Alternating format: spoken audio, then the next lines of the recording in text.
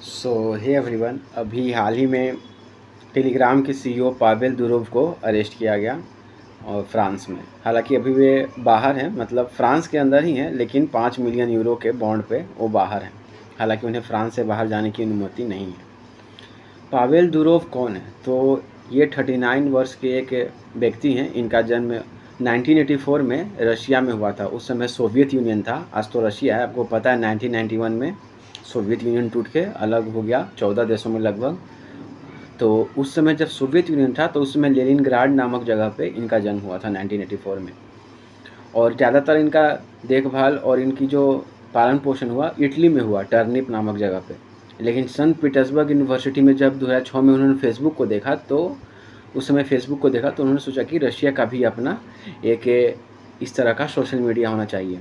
तो उन्होंने उस समय कोंटाके, ठीक है, VKONTAKE, कोंटाके नामक एक सोशल मीडिया बनाया जो कि काफ़ी हिट रहा 2006 में। और लेकिन 2008 में उसको बंद करना पड़ा, क्योंकि उस समय रशियन सरकार जो थी वो काफ़ी प्रेशर बना रही थी कि सरकार के खिलाफ जो लोग मतलब क्रिटिसिज्म कर रहे हैं उनका अकाउंट बंद करो। और इन्होंने कहा कि नहीं, हम ऐसा नहीं करेंगे, सबको जगह मिलेगी। लेकिन अंत में प्रेशर में आके उन्होंने कोंटाके नामक सोशल मीडिया को बेचना पड़ा और वो दुबई आ गए और दुबई आकर 2013 में टेलीग्राम की स्थापना की।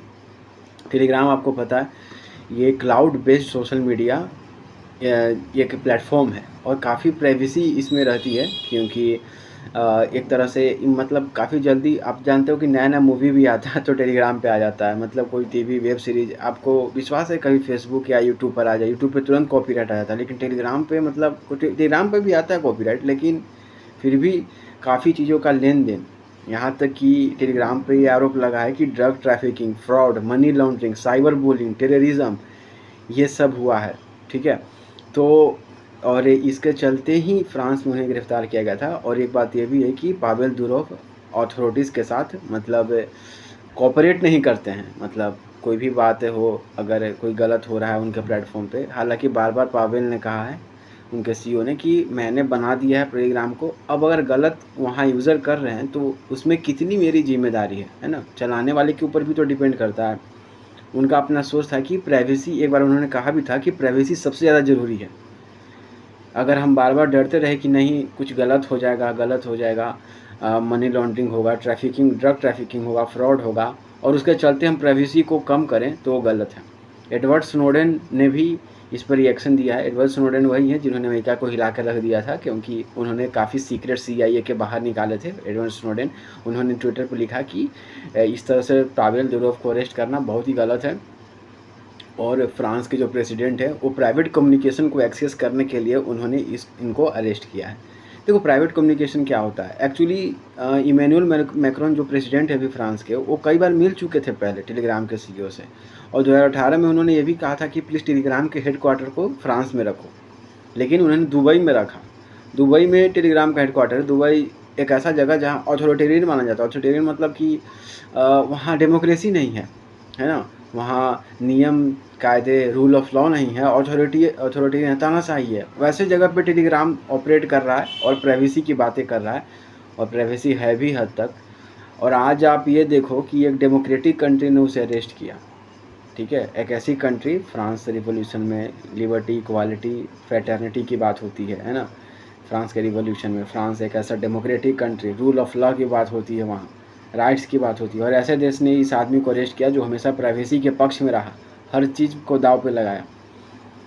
और कौन अभी सपोर्ट कर रहा है पावेल दुरोव का? तो UAE जैसा कंट्री जो डेमोक्रेटिक नहीं है, रशिया जैसा कंट्री जो डेमोक्रेटिक नहीं है। तो ये भी पैराडॉक्स है अपने आप में, ज़िंदगी की पैराडॉक्स है। मुझे लगता है फ्रांस ने इसलिए इन्हें अरेस्ट किया था क्योंकि इमैनुअल मैक्रोन कुछ या तो उन पर दबाव बनाना चाहते थे कि दुबई से आप हेडक्वार्टर शिफ्ट कर लो फ्रांस में, या फिर प्राइवेट कम्युनिकेशन जो भी हुए हैं रशिया के साथ, क्योंकि रशिया और यूक्रेन में बहुत ज़्यादा टेलीग्राम यूज होता है, वहाँ पसंदीदा सोशल मीडिया है ही है प्लेटफॉर्म, तो उसका एक्सेस शायद वो हो सकता है मांग रहे हो, या कुछ और फेवर हो, वरना ऐसे कोई अरेस्ट करने का कोई बात नहीं बनता है।